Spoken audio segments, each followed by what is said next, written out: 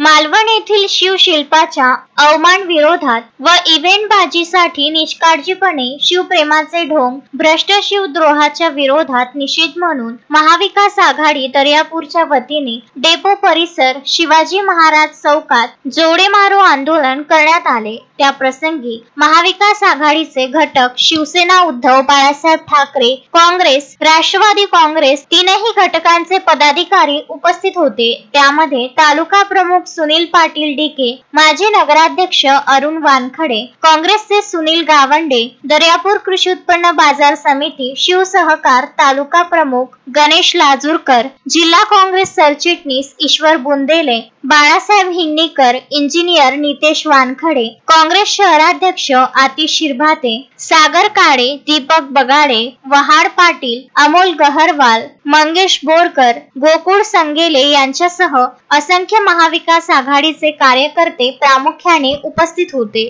Gajanan Deshmukh, Vidarbha news, Daryapur.